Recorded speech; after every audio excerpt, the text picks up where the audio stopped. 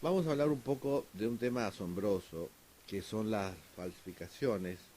Ustedes saben que las falsificaciones atentan contra el arte y el patrimonio.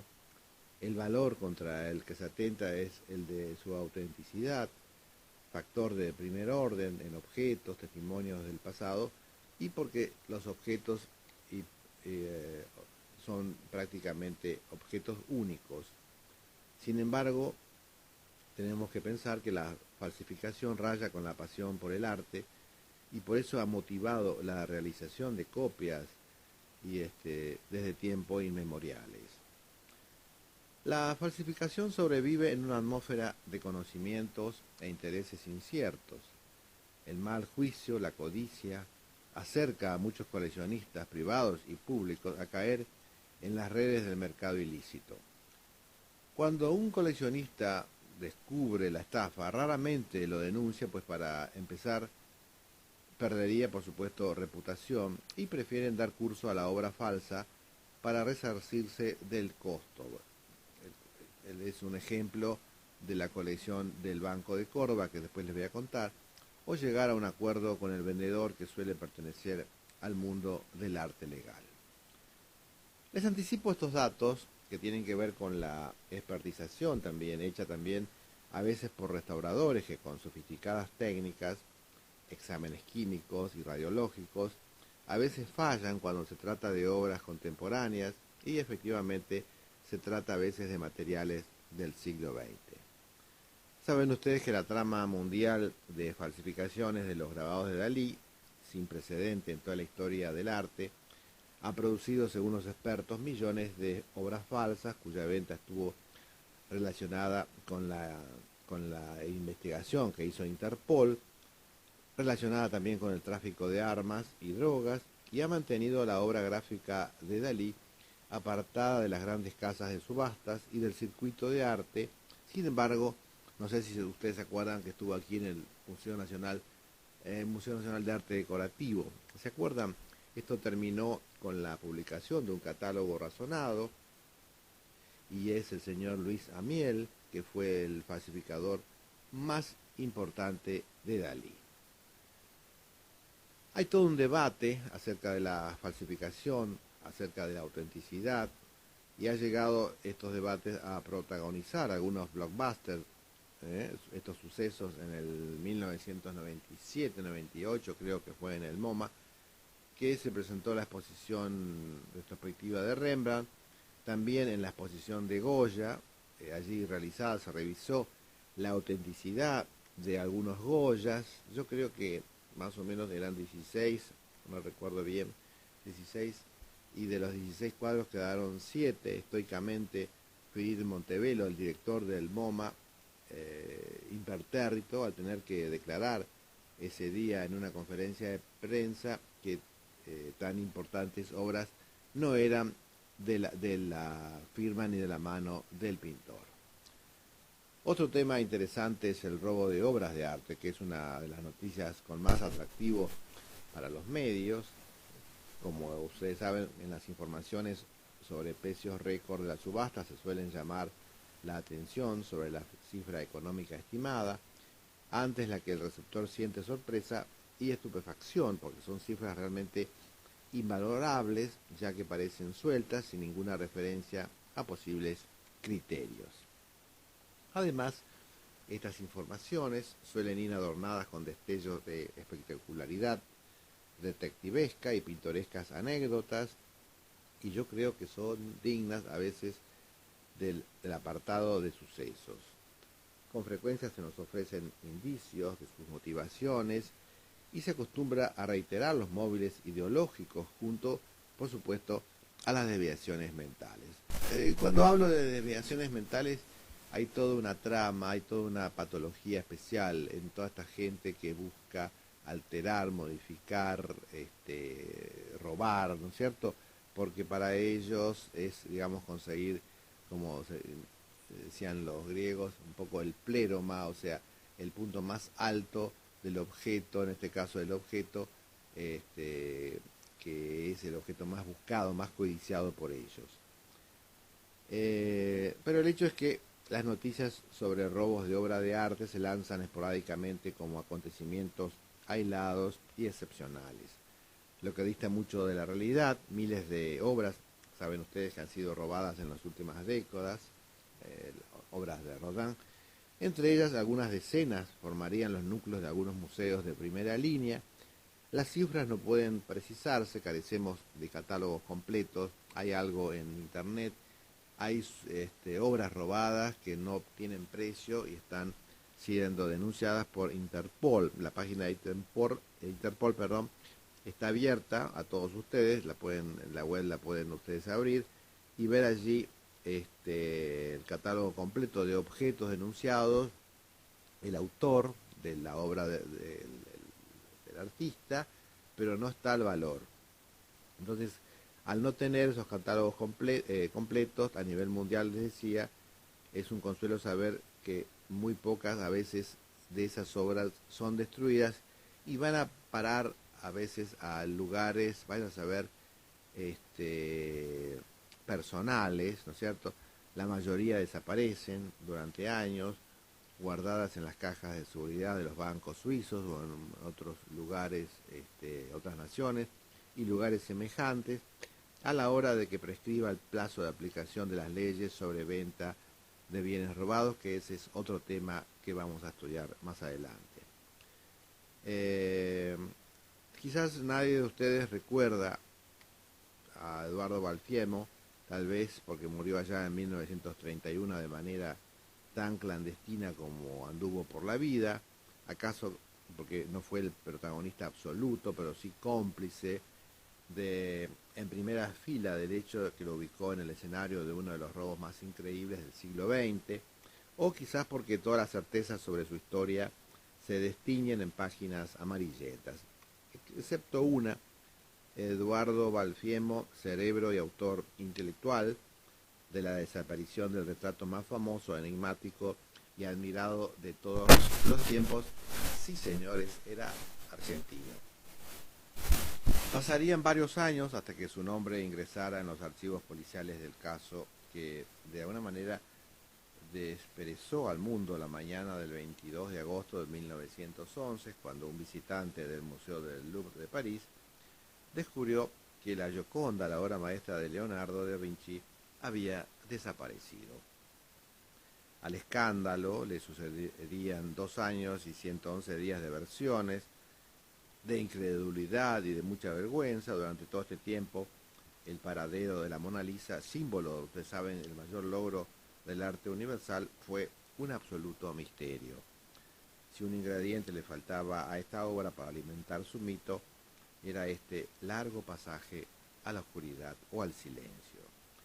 Durante décadas, respetados expertos e investigadores de alto rango han ido reconstruyendo la trama de esta novela policial, pero los años fueron decantando los falsos rumores y las teorías más disparatadas. La más popular de todas, que la Gioconda que cuelga en el Louvre no es auténtica, para abrirle el camino a la historia oficial y definitiva. Esa que comienza entonces el domingo 20 de agosto de 1911, cuando un carpintero italiano llamado Vincenzo Perugia ingresó al Museo del Louvre pocos minutos antes de la hora del cierre para salir recién al día siguiente con la Mona Lisa escondida entre sus ropas. Esta les cuento que es una de las versiones, porque en realidad el supuesto carpintero era un guardián de la sala de donde se exhibía la Mona Lisa. Perugia había nacido en Dumenza, una localidad al norte de Italia, en 1881. Llevaba una existencia a media asta, digamos así, pobre, era un pobre y solitario de pocas luces. A principios del siglo XX se muda a París con la esperanza de lograr algo que se pareciese a un porvenir, y hacia 1908 empezó a realizar trabajos temporarios en el Louvre, entre ellos el armazón vidriado, porque el museo decidió proteger a su pieza más preciada, no tanto por la inverosímil eventualidad de un robo, como por la posibilidad de que fuera víctima del vandalismo, a un loco, a un desquiciado. Ustedes saben que existen esas personas en los museos. Por aquellos días, La costumbre de maquillar con ácido o rasurar a navaja algunas valiosas obras de artes se habían convertido en un ejercicio bastante popular, y gracias a aquel servicio Perugia conoció las salidas y escondrijos más próximos al Salón Carré, donde la pintura de la sonrisa melancólica había fijado residencia 5 años atrás. Y no solo eso, sino también se acostumbró a las rutinas de los guardias, a la intimidad de los horarios, a la incomprensible soledad de las galerías del Louvre, una información que jamás pensó en utilizar hasta que el marqués de Valfiemo, el argentino que ya nadie recuerda, se cruzó en su camino. Valfierno había llegado a París en 1910, después de varias estafas en el mercado del arte que consumó con mucho éxito y sin escrúpulos en algunos países de Sudamérica, junto a su socio Yves Chaudron, que era un virtuoso falsificador de obras maestras oriundo de Marsella. Vamos a contar un poco que Valfierno era nacido en Argentina alrededor de 1850 aproximadamente, era el hijo de un rico terrateniente. Al poco tiempo de la muerte de su padre, se quedó sin fondos y para mantener el estilo de vida al que estaba acostumbrado, comenzó a vender todos los objetos de arte y antigüedades que habían pertenecido a su familia. No tardó en dilapidar también aquel dinero y aprovechando sus modales tan refinados y sus contactos de primera clase, armó un mercado de venta de obras de arte robadas o extraviadas que en realidad eran copias perfectas realizadas por el talentoso amigo Chaudron. Escribió esto el historiador Sheffard en su artículo Cómo y por qué robaron la Mona Lisa, publicado en la prestigiosa revista Art News en febrero de 1981. Pero vamos a seguir con el cuento. Decidido entonces Valfierno a ejecutar el gran golpe que engordara sus bolsillos de una vez y para siempre, Valfierno desembarcó en Francia, adosándose el título de marqués, por supuesto, y sin pérdida de tiempo, comenzó a dibujar un poco la estrategia de su trabajo. Por supuesto, su trabajo más ambicioso, nada menos que era el robo de la Gioconda, ¿no es cierto? La eficacia de Valfierno residía en su paciencia. Primero le encargó a su socio Chaudron que realizara 6 copias irreprochables de la pintura, y al eximio falsificador le llevó 14 meses concluir su trabajo sobre maderas tan añejas como la del original.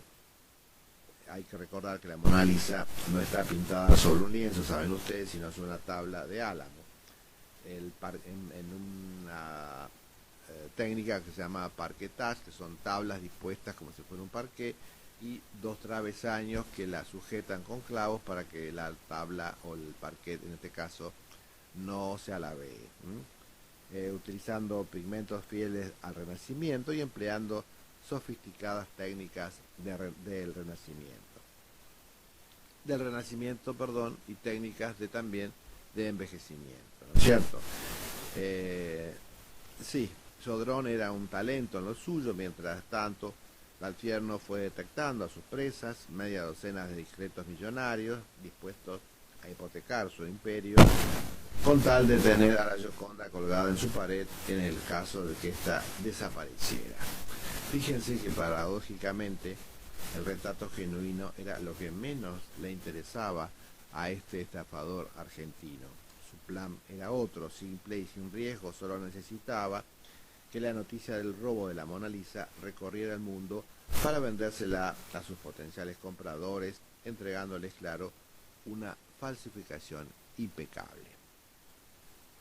Al marqués criollo solo le faltaba una pieza: un hombre que conociera las rutinas del Louvre y fuera capaz de cometer el robo, pero que a la vez fuese insignificante y sin demasiadas preguntas. No tardó Valfierno en encontrar a Vincenzo Perugia, el carpintero. Lo convence sin dificultad con la promesa abultada de una gran recompensa, pero sobre todo con argumentos patrióticos. Un rico coleccionista italiano, le inventó, deseaba tener la Gioconda en su tierra, de donde nunca tendría que haber partido. Vincenzo, con la nostalgia de su país a cuestas y el orgullo nacional intacto, aceptó el trato. El domingo, entonces 20 de agosto, el carpintero entró al Louvre como un visitante más. Cuando el público empezó a vaciar las salas a la hora de cierre, se ocultó en un pequeño cuarto donde se guardaban herramientas, próximo justamente al Salón Carré. Y al día siguiente, un lunes, como ocurría entonces y también ahora en la mayoría de los museos alrededor del mundo, las puertas permanecieron cerradas al público para realizar tareas de limpieza y mantenimiento.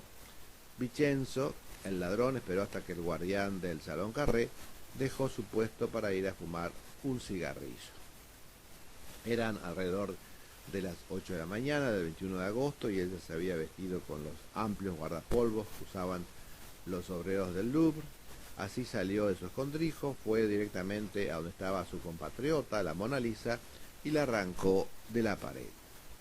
Corrió en silencio hasta unas escaleras de servicio próximas. Allí despojó a la pintura de su escudo vidriado y de su marco, que era un marco muy aristocrático. Entonces ocultó la pequeña madera de 77 por 53 centímetros bajo su guardapolvo, bajó las escaleras, atravesó el patio interior del Louvre y llegó hasta la salida como un trabajador más que culminaba su tarea. Cuando el guardián del Salón Carré terminó su generoso cigarrillo y regresó a su ronda, obviamente notó el espacio vacío entre la voz mística del Correggio y la alegoría del Alfonso del Tiziano, las dos pinturas que antiguamente escoltaban a la Gioconda por aquellos días. Una vez más, imaginó que la habían llevado para una sesión de fotos, era una de las novedades de la época. Hace poco el Louvre había inaugurado un estudio fotográfico y la célebre dama de Leonardo era una de sus modelos preciadas. El guardia no preguntó nada, no avisó nada, pasaron las horas, pasó el día y pasó por la puerta grande la obra de arte más famoso del mundo sin que nadie lo advirtiera. El martes 22 de agosto, entonces, el Louvre se abrió, eh, re, reapareció, digamos, el museo para el público, y en eso nos encontramos con un tal Louis Verot, un artista parisino que se ganaba la vida pintando reproducciones, que era copista de obras famosas para los turistas. Louis Verot fue uno de los primeros en ingresar al museo. Quería ocupar un buen lugar frente a la Gioconda con su caballete y su manojo de pinceles y pinturas antes de que los visitantes se amontonaran sobre ella y le hicieran imposible trabajar. Cuando alcanzó el salón Verot, el famoso Salón Carré, más que sorprendido se mostró irritado. ¿Dónde está la Mona Lisa?, preguntaba. ¿Dónde se la llevaron ahora? Le gritó al primer guardia que encontró a su paso. Verot también conocía algunas de las rutinas del museo y estaba cansado de los paseos domésticos a los que sometían a veces, saben ustedes, la pintura de Leonardo.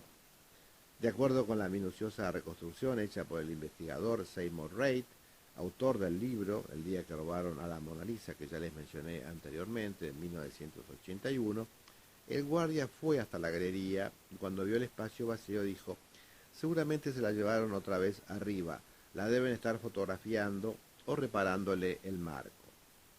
Este guardia tampoco avisó nada, tampoco preguntó nada, y Verot entonces esperó a su dama, pero a las 11 de la mañana, impaciente, increpó a la guardia nuevamente para que fuera a averiguar por qué demoraban tanto en regresar a la Mona Lisa o Gioconda a su sitio.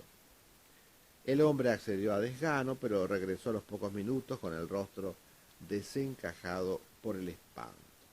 Tampoco está allí, dijo el hombre. Entonces sí, más de 24 horas después del robo de la pintura, el guardia avisó. Llamó al capitán de seguridad del Louvre, que inmediatamente informó al director del museo, quien sin aliento se comunicó con el prefecto de la policía de París y este por fin alertó a la Sûreté, al Departamento Nacional de Investigaciones Criminales de Francia.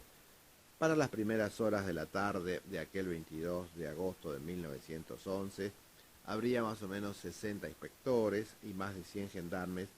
Ya estaban entonces rodeando el Louvre, controlando todos los accesos, interrogando a los visitantes y turistas revisando centímetro a centímetro cada recoveco del museo, como es debido, pero ya era demasiado tarde para las lágrimas porque la Gioconda y su sonrisa ya habían desaparecido. La noticia, tal como había previsto Valfierno, se divulgó hasta en las naciones más minúsculas, pero la indignación y el estupor eran, ustedes saben, mayúsculos. Durante una semana el museo permaneció cerrado y todos sus empleados fueron interrogados, aun aquellos que, como el carpintero Perulla, habían realizado alguna tarea temporaria en los últimos meses. Las autoridades no lograban sacar nada en limpio, no tenían pistas ni rastros, absolutamente nada había.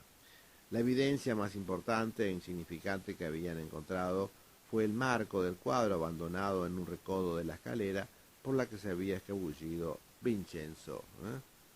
Las fronteras francesas habían sido cerradas inmediatamente, se revisó cada barco que partía, cada tren, cada bus.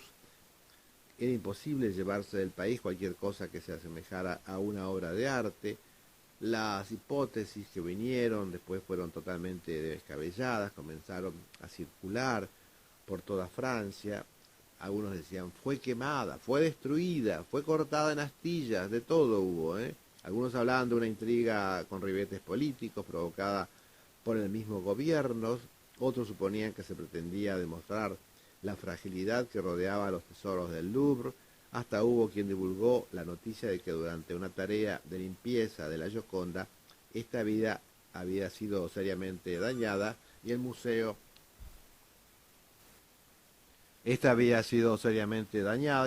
para encubrir su vergüenza armó, decían, esta parodia del robo. La policía de París culpó al Louvre por su inadecuada seguridad y desde el museo lo ridiculizaban por no encontrar ni a un sospechoso. Para empeorar las cosas, los diferentes brazos que participaban en la investigación se entorpecían unos a otros hasta que el prefecto de la policía de París, el inspector Louis Lepin, se hizo cargo de todas las bifurcaciones que iba tomando este caso.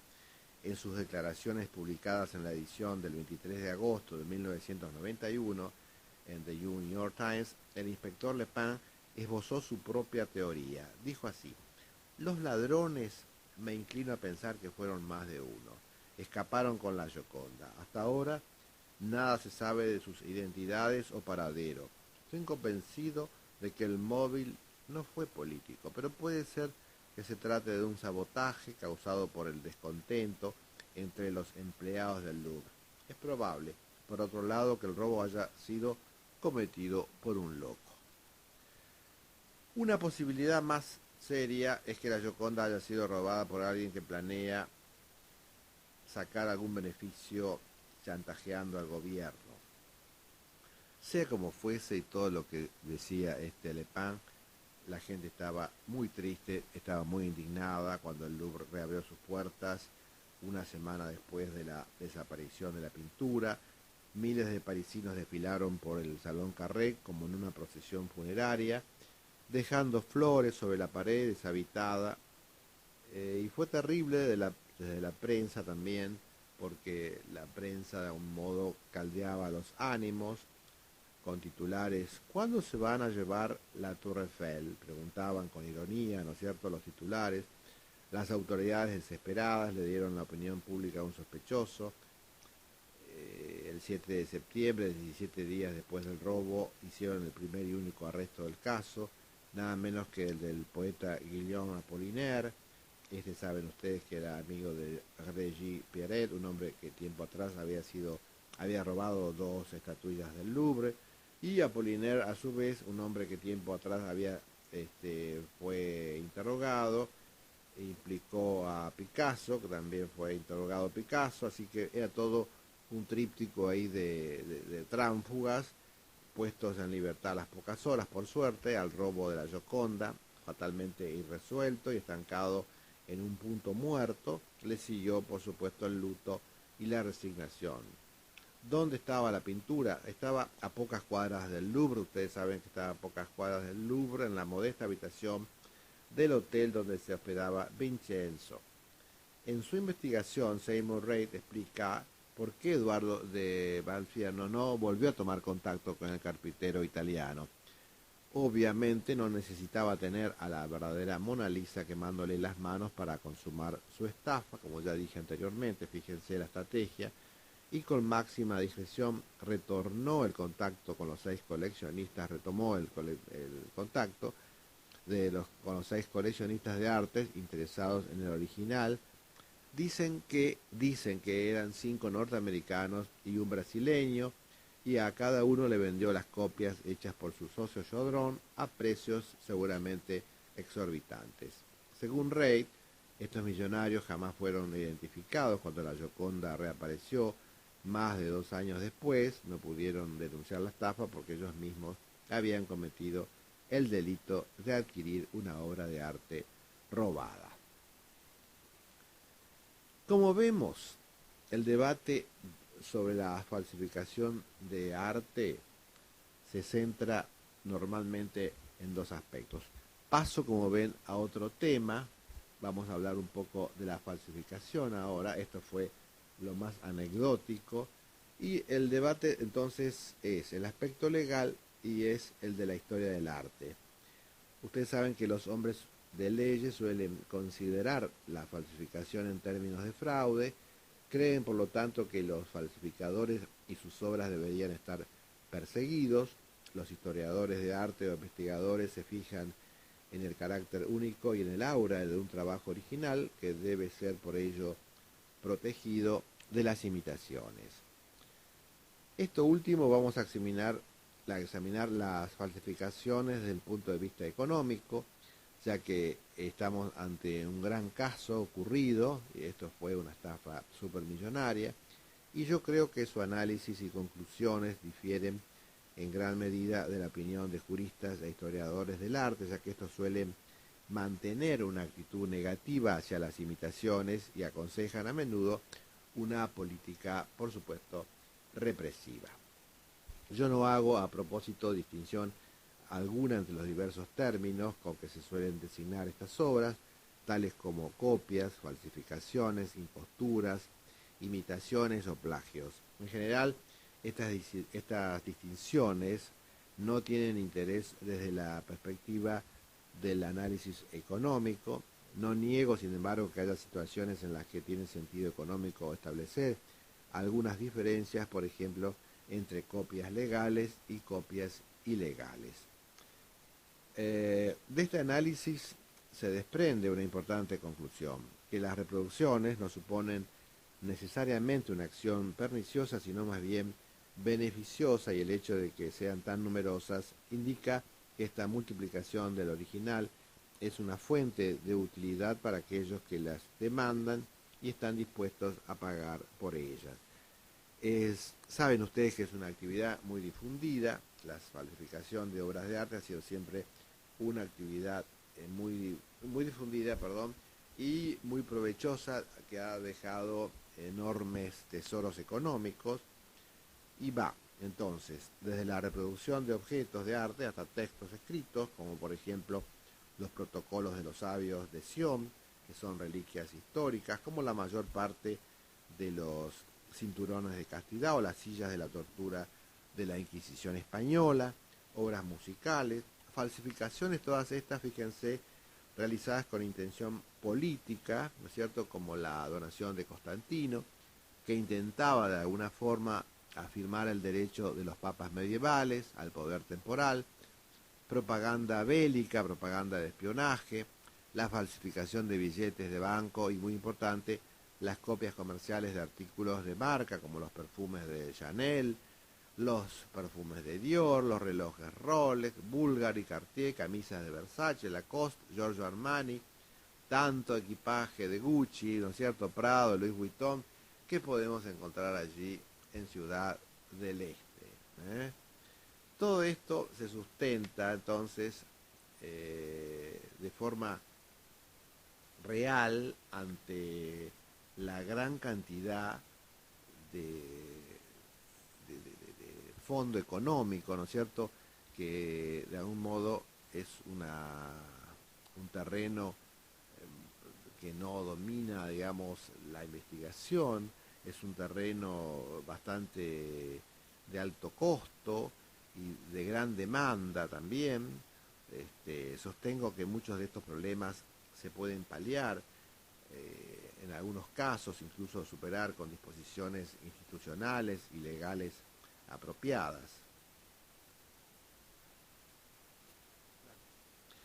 Vamos a ver qué piensan los hombres de leyes o cuál es la postura legal sobre las falsificaciones. Los hombres de leyes se ocupan de los fraudes relacionados con actividades de copia, o sea, la creación, venta y compra de reproducciones. Pero acá en este caso, digamos, de acción legal, podemos destacar dos situaciones. En primer lugar, una persona que compra una falsificación creyendo que es un original, ha adquirido un objeto artístico y es razonable que espere que éste cumpla, por supuesto, con las condiciones estipuladas en la venta. Así tenemos que un cuadro comprado en un anticuario conocido o en la subasta de una firma conocida debe realmente ser un original. La mayor parte de las casas de subasta acá en Argentina garantizan, ustedes saben, que si el cuadro no fuese original, como ha sido especificado, admitirán su devolución. Sin embargo, hay otros casos en los que el vendedor engaña deliberadamente al comprador y la transacción constituye un acto absolutamente ilegal. En segundo lugar, tenemos un artista que crea un objeto tangible, puede ser un cuadro o una escultura, o intangible, puede ser una novela, una obra de teatro, una obra musical, pero roba la idea de otro artista sin el consentimiento de este último y, por supuesto, sin ofrecer ningún tipo de compensación. Yo creo que estos dos casos constituyen fraude, pero una pequeña variación puede convertirlos en una transacción legal. Si un comprador tiene expectativas poco razonables, por ejemplo, si paga muy poco por un Rembrandt en una feria del pueblo, el vendedor no es responsable y entra en vigor la cláusula del caveat emptor. Caveat emptor, entonces, es una expresión latina que significa dejar al comprador estar precavido. Viene a ser como una advertencia para tener cuidado en los negocios y también estar alerta de que aunque existan leyes que penalicen las trampas, es importante actuar con inteligencia. En el segundo caso, a un artista le está permitido reproducir un estilo o trabajar muy a fondo dentro de un movimiento, por ejemplo, dentro del impresionismo, sin violar ningún derecho, o sea, que hay ideas artísticas que no pueden y no deben ser protegidas. Las normas legales en un país y en un momento determinado no están necesariamente de acuerdo con los puntos de vista morales que los expertos de artes y artistas mantienen sobre las falsificaciones en general. Pero la valoración moral yo creo que es más importante porque afecta el comportamiento, afecta al comportamiento, por lo menos en cierta medida. El sentido de lo que es censurable en la copia de obras de arte ha cambiado mucho a lo largo de los tiempos. En siglos pasados, ustedes saben, en Occidente, incluso más en otros lugares, copiar el trabajo de otros artistas era una actividad perfectamente aceptable. Miguel Ángel falsificó un trabajo de su maestro Ghirlandaio para demostrar su capacidad como artista, aunque su falsificación del Cupido dormido, que se vendió en 1496 como escultura clásica, es posible que no fuera tan inocente. Se dice incluso que hay compradores que se han alegrado de tener una reproducción, incluso también habiendo querido comprar un original. Así tenemos que los compradores del busto de renacentista que se atribuía a Lucrecia Donati se alegraron cuando al descubrir que era una falsificación y que existiese un artista con tanto talento. Es cierto, ahí están los famosos copistas que a algunas personas hacen creer que tienen un Van Gogh o en este caso un Prilidiano Porredón, porque están muy bien copiadas y además están exquisitamente bien firmadas. En cuanto a las reliquias religiosas, que tuvimos muchas anécdotas y mucha información a través de los diarios, la autenticidad no importaba, sino que su valor dependía de la capacidad que tuvieran para realizar milagros. las reliquias sagradas se multiplican sin perder su valor, y tenemos el caso de 5 iglesias que afirmaban poseer la cabeza original de San Juan Bautista.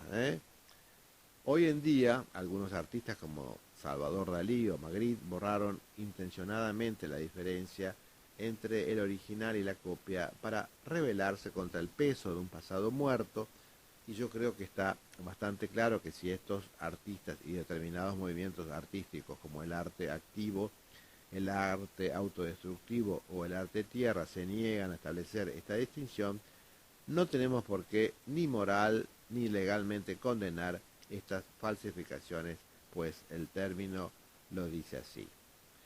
¿Cuál es la postura de los historiadores de arte?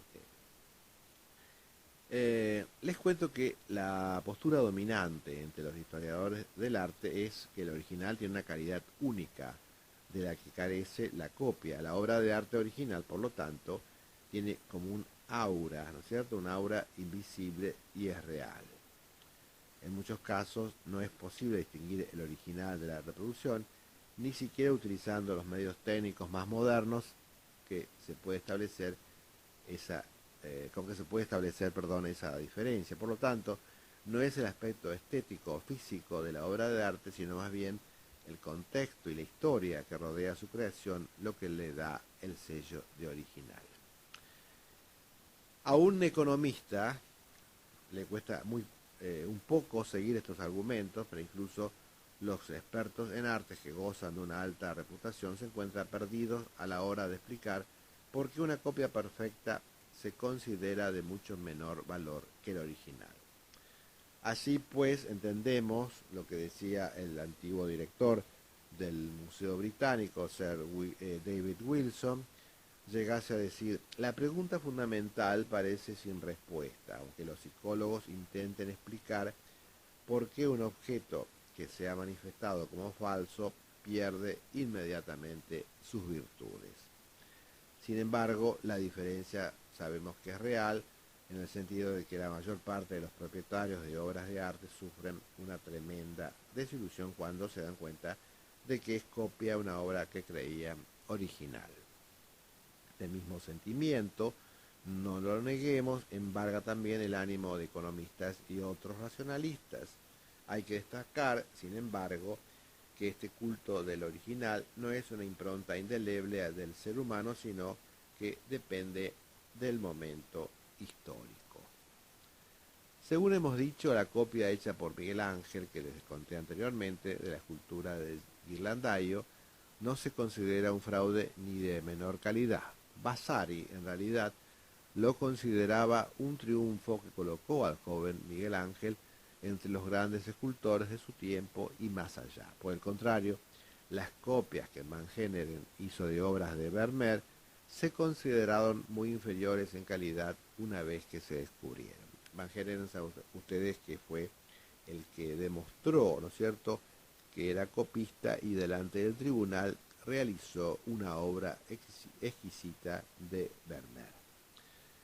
David Wilson las llama horrendas y Jones también habla de cuadros grotescos por su fealdad y desagradable apariencia, totalmente, decía, distintos de los de Vermeer. Pero antes del descubrimiento, el gran historiador del arte, Abraham Bredius, escribió de la copia de Mejerem, había hecho del Cristo en Emaús de Vermeer.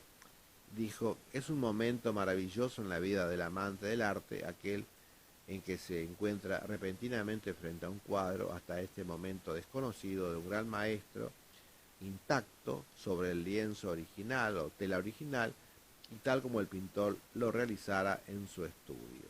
¡Qué cuadro!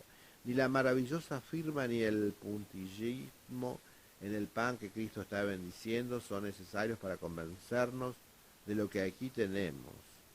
Me inclino a afirmar la obra de arte más grande de Vermeer. Eso dijo David Wilson.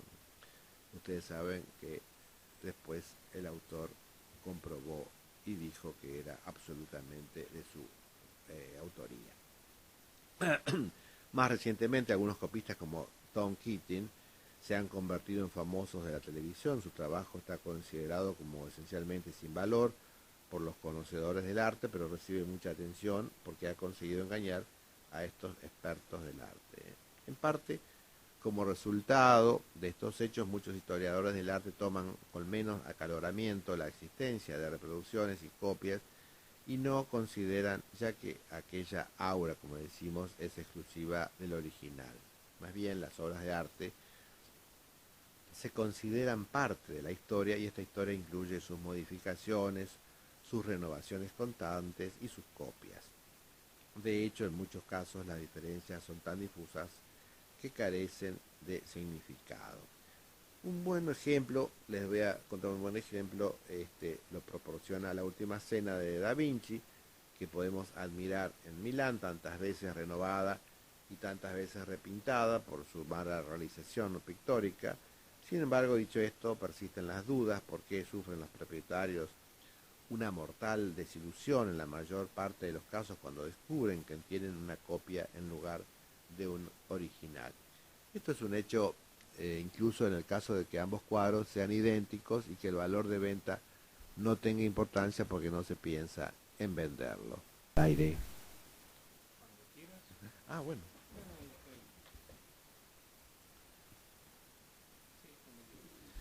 Bien, ahora vamos a hablar un poco de los beneficios de las imitaciones. Fíjense que son tres los beneficios fundamentales que nos proporcionan las copias desde el punto de vista económico.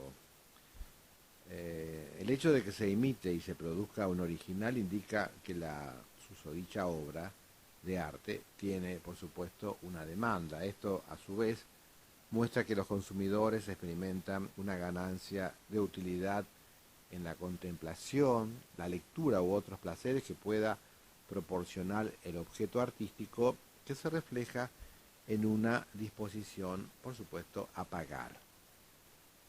Entonces podemos deducir que las imitaciones sirven para propagar el original y hacerlo accesible a un público más amplio, con lo que aumenta la utilidad total para posibles consumidores.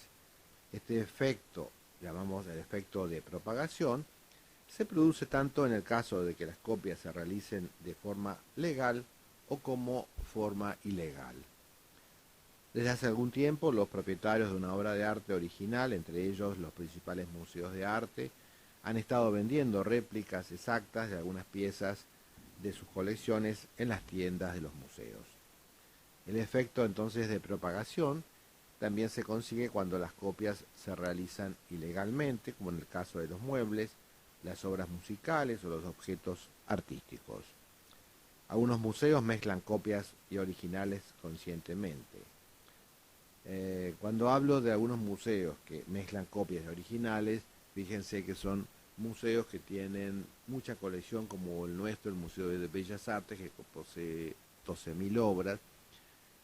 Museos como el MoMA de Estados Unidos, que tiene muchísima obra ingresada y que cada colección por donante, hay a veces que hay que hacer una curaduría de obra, una selección, y de esa selección pueden quedar 2, 3 obras, entonces hay toda una conformación del Consejo Académico, del Consejo del MoMA, que decidió hace muchos años qué se hacía con esa pintura, con esas obras. Bueno, llegaron a la conclusión que esas obras podían ser prestadas en leasing, prestadas para fiestas, para bar mitzvah, para cumpleaños, para casamientos, y todo el mundo, cuando tiene una reunión, para engalanar, para decorar los salones, hace uso de los cuadros de la colección, no de la colección fija de la pinacoteca, sino de esa colección que es para alquiler, que son cuadros, no digamos de artistas emergentes, pero cuadros sin valor para estar colgado en el museo, sin valor para estar en el depósito de obra. Como vemos, el efecto de propagación también se consigue cuando las copias, dije anteriormente, se realizan ilegalmente, como en el caso de los muebles y objetos artísticos, y esta práctica con criterio en los centros comerciales o museos shop también se lleva a cabo de esta forma. El creador de la obra de arte original puede beneficiarse, ¿no es cierto?, de dos maneras a través de las copias. Puede percibir derechos de autor en el caso de una copia legal, en el caso de la música suele ser esta su principal fuente de ingresos. Esto tiene entonces la economía del arte menos importancia en el caso de la pintura, aunque en algunos casos los ingresos de pintores por la reproducción de sus obras son notables. Hay una nueva técnica ahora que la inventaron, no sé si en Suiza acá, que la trajo un señor que se llama indigrafía, justamente, que está reproduciendo, bueno, todo lo que encuentra a su mano. Incluso si las copias se realizan sin el consentimiento del autor original, o sea, ilegalmente, este puede beneficiarse de la copia indirectamente ya que se propaga su nombre y esto le permite vender en el futuro obras originales a mayor precio. Fíjense que es interesante notar que cuanto más parecida sea la copia al original, más se beneficiará el autor de dicho original. Como en este caso, la calidad de la indigrafía es una calidad prácticamente hecha a partir de 26 tambores de pigmentos, cosa que en el ploteo no llegamos a esta resolución tan fotográfica y de tan buena calidad. En el caso de que esta copia se atribuya al autor del original, como les decía, los beneficios para este aumentan. Por el contrario, si el original se modifica de forma anónima para eludir pagos de derechos de autor, el autor original es el que menos se va a beneficiar. La magnitud de las ventajas que este efecto de propagación pueda tener para el autor del original depende de las condiciones específicas del mercado de arte en cuestión, así como de hasta qué punto la existencia de copias señala de forma efectiva al original y a su autor. Realizar copias fieles de las grandes obras entonces ha sido una de las mejores maneras que han tenido los artistas de formarse. Esto es aplicable no solo a artistas menos conocidos, sino también a pintores que se convirtieron en grandes maestros al final de sus vidas. Por otra parte, la existencia de falsificaciones es una constante problema para los expertos en arte, porque no solo demuestra su cosa incierta, sino que la observación de copias representa un buen sistema de enseñanza que ayuda a los expertos en arte a sobreponerse a su visión obsesiva. Yo creo que cada sociedad y cada generación falsifica aquello que más desea. Cuanto menores sean las barreras puestas a las imitaciones, mayor es la amplitud de la experimentación de pintores futuros. Si el autor de una obra original puede interponer una acción judicial con facilidad, se impide la creación artística. Son pocos los grandes artistas que no hayan tomado algo de los que le precedieron y algunos lo han tomado en abundancia. Voy a dar dos ejemplos, Van Gogh o Dalí, con grandes beneficios para las artes. Muy relacionado con esto es un concepto de las artes que difumina la distinción entre originales y copias. No solamente el término original se define con mucha dificultad, sino que también hay una continuidad histórica en lo que las copias o toda clase de reproducciones y renovaciones desempeñan también un papel. El arte, sepan ustedes que no termina con la creación de un original. Un buen ejemplo es el de las pinturas de Miguel Ángel en la Capilla Sixtina, en cuyo caso hemos discutido muy seriamente cuál es el original y en cualquier caso la limpieza ha revelado una pintura nueva, tanto a los expertos como a los aficionados al arte. La distinción entre el original y la copia se hace más imprecisa en la era digital. Hoy mismo, que se ha hecho posible producir piezas idénticas de arte a muy bajo costo. Pero miremos un poco los aspectos negativos de las copias. Es útil saber distinguir entre la demanda y la oferta. Frente a la presencia de falsificaciones, los compradores se encuentran ante una gran incertidumbre sobre los objetos de arte que intentan adquirir. Hutter incluso se refiere a esta incertidumbre, dice como el efecto de destrucción de la información. Hay una carrera constante entre falsificadores e investigadores y ambos utilizan métodos técnicos cada vez más avanzados. Hay épocas en las que uno de los bandos parece prevalecer, pero los incentivos para falsificar obras originales y para detectar falsificaciones son tan grandes que se puede predecir casi con absoluta seguridad que ninguno de los dos tendrá la victoria final. Esta incertidumbre inducida por la existencia de falsificaciones supone costos para los inversores financieros que están buscando un rendimiento alto en términos monetarios con la compra de arte. Si el efecto indirecto de la propagación fuera pequeño, sufrirían pérdidas por la creación de copias y, claro está, por comprar una pieza que se presupone original. Sin embargo, esta pérdida es menor de lo que a primera vista parece. Los compradores sensatos conocen bien ambos problemas y están, por lo tanto, dispuestos a pagar un precio más bajo por la pintura. Por el contrario, si el efecto de propagación es positivo, están incluso dispuestos a pagar un precio más alto. Como hemos de alguna manera debatido al principio de este tema, es un misterio el por qué los amantes del arte, incluso sin interés financiero, sufren una desilusión y una pérdida de utilidad cuando descubren que es una copia. Aquello que pensaban que era un original, y allí se plantea el problema de la desilusión. Todos los atributos visibles son los mismos y por lo tanto el juicio estético no debe verse afectado. Además, se ha demostrado empíricamente que la valoración estética medida por el deseo de pagar disminuye cuanto mayor es el número de reproducciones. ¿Cómo aparece la incertidumbre? La incertidumbre que crean las falsificaciones causa costos en el sentido de consumo de recursos reales en forma de inversión de tiempo, esfuerzo y dinero para investigar e informarse. En un mundo ideal, sin imposturas, estos costos no se presentarían, pero este ideal no es alcanzable, así que hay que resignarse a la existencia de dichos costos. Como bien predice la teoría económica, la existencia de estos costos ha creado incentivos para paliarlos.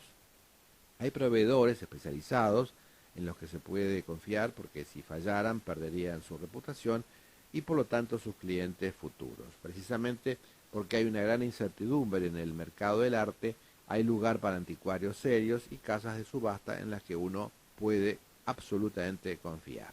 Hay reglas legales que permiten cubrirse contra varios grados de incertidumbre, eso también está visto. En ambos casos, la mayor certidumbre respecto del objeto de arte se refleja en precios de compra más altos.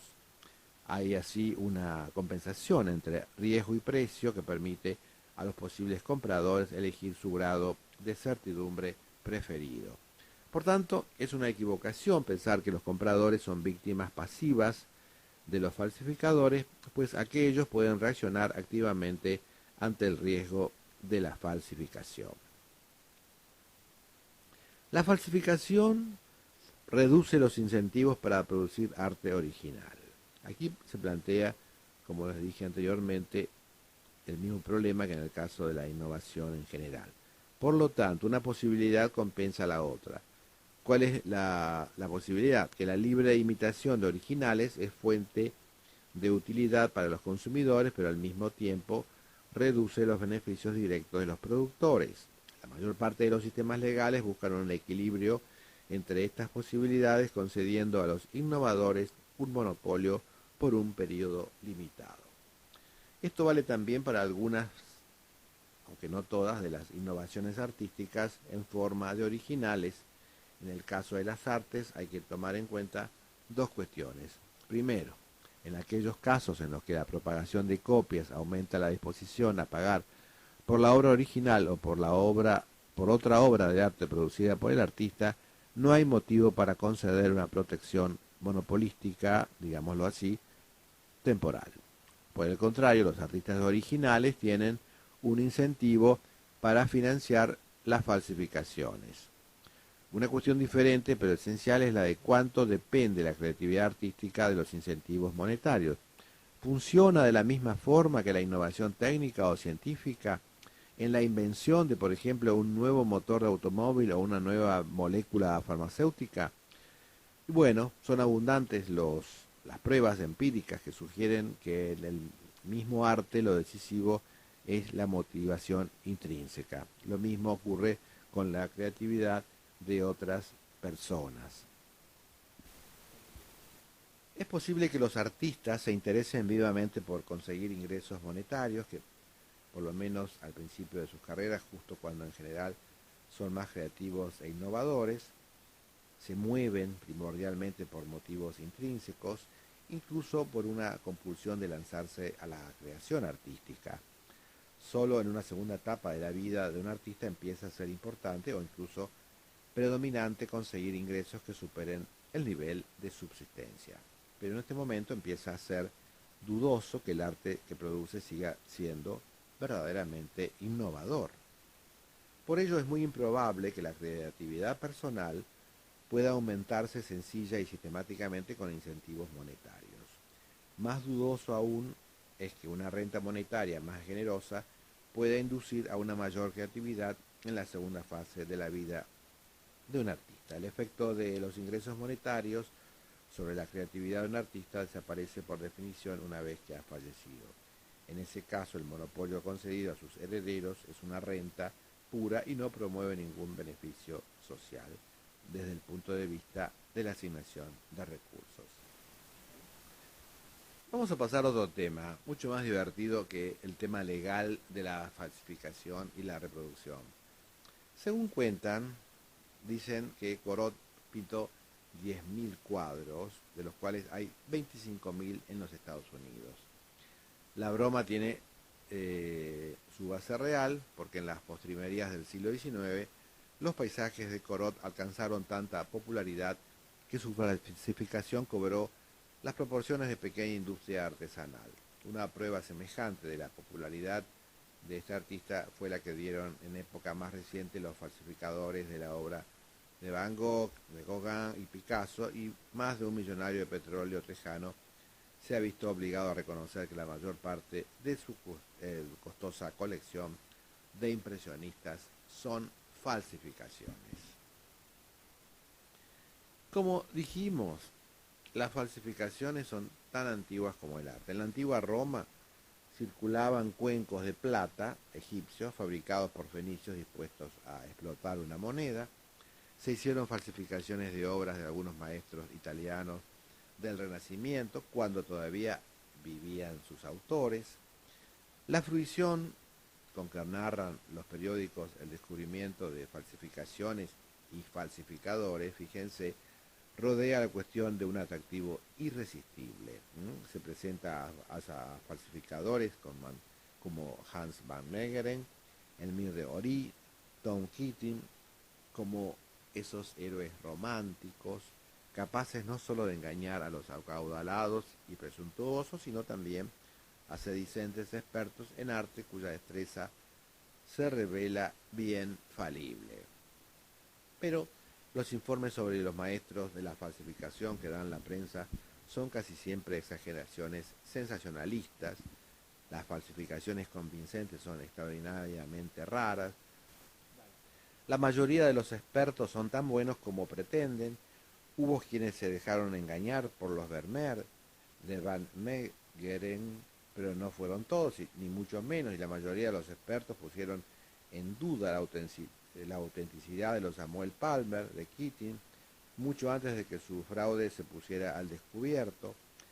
Las víctimas de los falsificadores son la mayoría de las veces personas demasiado orgullosas para consultar a un experto o demasiado tontos para comprar un cuadro a un marchand de reputación. Esa es la verdad. Resulta sumamente difícil hacer una falsificación solo convincente a medias. No pocas dificultades presenta ya el hecho de imitar el estilo de otra persona, y todavía más difícil es hacerlo utilizando el mismo tipo de materiales para que resista un buen examen científico, sobre todo con toda la tecnología actual.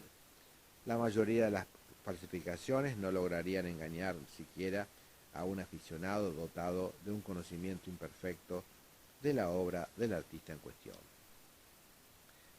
Si nos preguntamos qué es una falsificación, la definición más precisa en el orden legal dice así: una falsificación es una obra de arte ejecutada con la intención de inducir a error, de hacerla pasar como creación de una mano diferente. Una copia no tiene por qué ser una falsificación, así como tampoco una pintura u objeto ejecutados en un estilo ajeno, sino que lo importante es la intención. Una atribución falsa tampoco es una falsificación. ¿Qué es la atribución? Ustedes saben, la atribución es atribuido a la escuela de o a la mano de, pero no es del pintor. Las colecciones privadas y los museos están plagados de obras a los que no se puede adjudicarse un origen definitivo. Recientemente algunos cuadros que antes se creían de John Constable se han atribuido a su hijo Lionel. Lionel jamás pretendió imitar la obra de su padre, solo que pintaba en el mismo estilo. ¿Cómo podemos distinguir entre una falsificación y el objeto auténtico? La mirada del experto, sensible a las características peculiares del estilo de un artista, rara vez se deja engañar y en caso de duda se puede recurrir a la ciencia y a la documentación. Piensen ustedes que la ciencia puede calcular la antigüedad de una pintura de la tela, de la madera o del metal. Los rayos X pueden revelar lo que hay por detrás de la superficie, y en algunos casos, como el caso que me tocó vivir hace muchos años, cuando la Secretaría de Cultura quiso comprar una tela de el único retrato que existe aquí de Juan de Garay, se mandó a fotografiar, o sea, hicimos los rayos X en un sanatorio, hicimos alrededor de 20 placas. ¿Y qué nos daba la placa? La placa nos daba que en la superficie inferior a la pintura nos daba un nombre bastante viejo, y lo que mostraba el óleo era un hombre absolutamente muy maquillado. Y bueno, cuando se descubrió semejante verificación, interrogamos a los dueños, que había algo defectuoso en la pintura que se debía justamente a una restauración posterior, muy posterior, que había sido totalmente maquillado. Bueno, se confesó que el cuadro había sido mandado a España y el hombre le habían más o menos quitado 25 años de retoque, con los retoques y demás. Esto fue el objeto de nuestra indicación, de nuestro asesoramiento para la Secretaría de Cultura, para que no compre la obra. Compró un empresario finalmente en el remate de una casa de remates, y esa obra está colgada de vez en cuando en el Museo Histórico Nacional, que es el único retrato de Juan de Garay. En algunos casos, como digo, los documentos pueden proporcionar una cadena de conexiones, ¿no es cierto?, que nos remontan al pasado, en ocasiones hasta llegar al propio artista. Esos objetos genuinos, a diferencia de las imitaciones, tienen siempre historias, como en este caso de toda la diagnosis que hubo que recorrer para verificar por dónde anduvo el cuadro, de quién era, quién lo pintó, anónimo era. Bueno, toda esa circulación, digamos, siempre tiene a veces un final feliz histórico. Había otro caso que les quería comentar, era Keating, el falsificador inglés más famoso, que después de la guerra ha negado hasta el cansancio que haya tratado jamás de hacer pasar sus pastiches por obra de otros artistas. Sin embargo, en 1976 se celebró en una galería privada de Londres una exposición de obras recientemente descubiertas de Samuel Palmer, y todas las obras expuestas eran de Keating. La escena de Maús, de Van Meegeren, en el estilo de Vermeer, en óleo sobre tela. Se trata también, como les dije, de la falsificación más conseguida del más grande falsificador de nuestro tiempo, que también hizo tragar el anzuelo a los expertos, pero no consiguió engañar a todos. Su éxito temporal se debió en parte al hecho de que pintó sus cuadros inmediatamente antes y durante la Segunda Guerra Mundial, y las insólitas circunstancias impidieron un examen adecuado. Van Meegeren pintó un Vermeer bajo la supervisión de la policía en el año 1945. Fue sometido a juicio en 1947. Algunos expertos se dejaron engañar a tal punto por las falsificaciones de Van Meegeren que se resistían a creer su afirmación de que él mismo los había pintado. Y muchos falsificadores, fíjense, sienten una necesidad patológica de dar a publicidad su fraude. En 1945, como les dije, pintó un Vermeer bajo la supervisión de la policía y en 1947, poco antes de su muerte, fue llevado a juicio. Otro caso, el de Elmire de Jory, la mujer con sombrero. No podemos decir que nos encontremos ante una falsificación, sino más bien ante una mala copia del celebrado retrato Fauve que hizo Matisse de su mujer, de 1905, Mujer con sombrero, de la colección privada, y el extravagante de Jory pretendía haber vendido muchas falsificaciones de pinturas modernas a coleccionistas privados, no tanto para su ganancia personal, sino como para poner de manifiesto la corrupción y avaricia imperantes en el mundo del arte. Sin embargo, fueron muy pocos los expertos que se dejaron engañar por los pastiches de Jory. Cuando se hizo famoso, de Jory se ganó la vida haciendo pastiches y copias que firmaba con su propio nombre de pila. Una comparación de un paisaje de John Constable, Árboles de Hampstead, el sendero de la iglesia, del mismo de 91 por 72, creo que es de 1821, y se encuentra en el Victoria Albert Museum, con otro de su hijo Lionel en las inmediaciones de Stockbridge Nyland, óleo de 36 por 44, eso está en la Tate Gallery, demuestra lo fácil que resulta atribuir erróneamente un cuadro.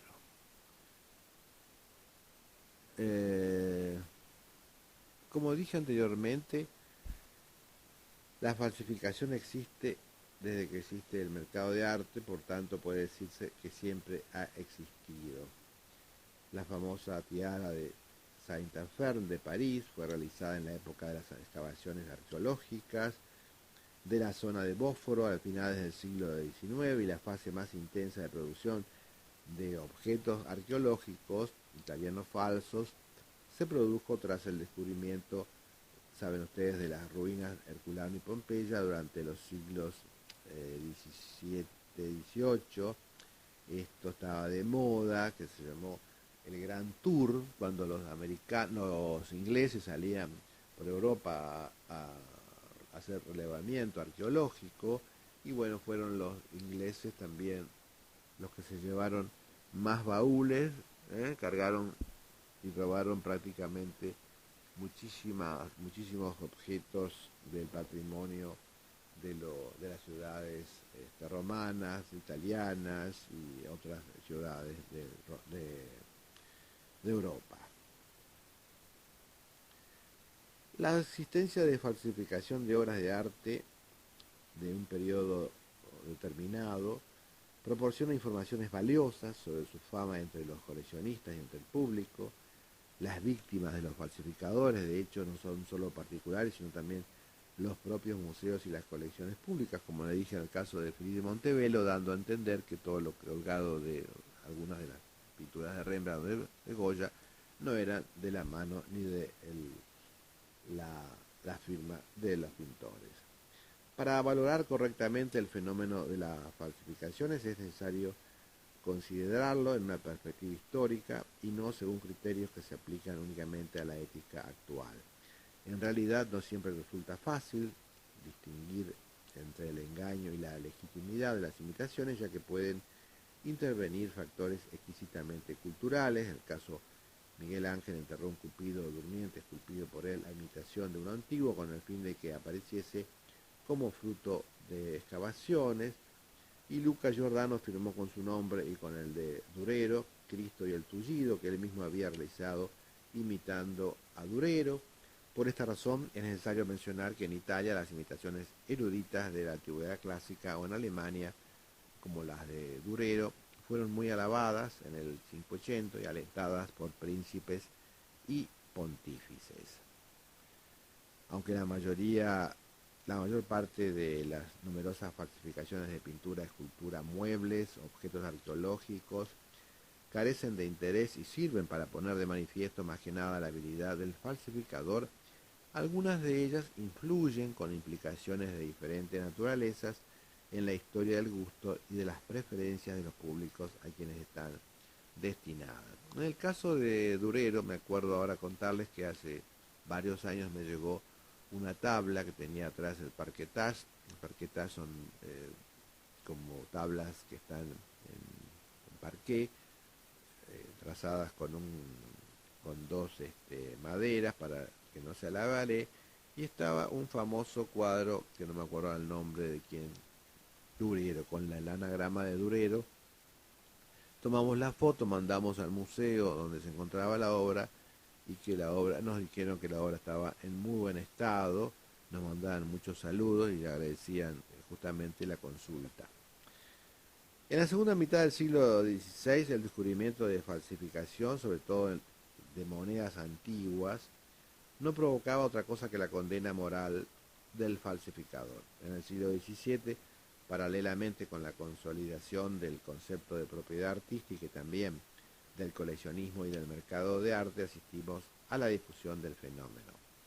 Para evitar la reproducción ilícita de sus propias obras, protegidas por supuesto por la ley por primera vez en Inglaterra en 1735, los artistas del siglo XVII más perjudicados por las actividades de los imitadores confeccionaron listas detalladas, frecuentemente acompañadas por un boceto de sus cuadros.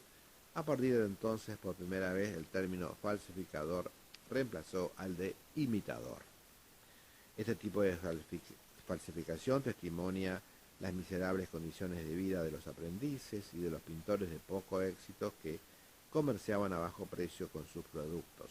Cada caso de ustedes saben de Corot, que tenía sus alumnos y como no podían vender sus alumnos, ponía Corot su firma. Esto está documentado históricamente. Durante el siglo XVIII, junto a episódicos retornos del gusto por la pintura del 400, pertenecen a esta época unos pseudo retratos toscanos al estilo de Paolo Uccello, y la falsificación se desarrolló entonces también en el sector de las artes decorativas, vasijas, bronces, terracotas, una vez estudiadas las técnicas antiguas, y ya en el siglo XIX se va a consolidar la figura del conocedor. Es la época de las grandes falsificaciones. El masivo interés por los motivos medievales, renacentistas, que en aquella época aportan una imagen tendencialmente laica y mundana, van a abundar los retratos de gentilhombres y escenas fantasiosas de la vida cortesana, generalmente realizadas en centros periféricos de la Toscana, Umbría y Véneto. Se presentan como una protesta imprecisa de la provincia por su progresivo abandono, que opone al avance de la producción industrial, la valorización de la naturaleza artesanal del trabajo. A todo ello se añade el hecho de que la nostalgia por las perdidas esencias naturales y los ambientes arcádicos originó un desmesurado interés por los paisajes por los siglos XVIII y XIX, como es el caso de Sais, Zuccarelli y sobre todo de Corot, quizás el maestro más plagiado. Pintó cerca de 3.000 obras, pero se calcula que hay por lo menos 30.000 cuadros suyos en circulación, como les dije, en Europa. En el presente siglo la obra de arte supone, además de un signo de prestigio social, también hablamos de eso, una inversión rentable.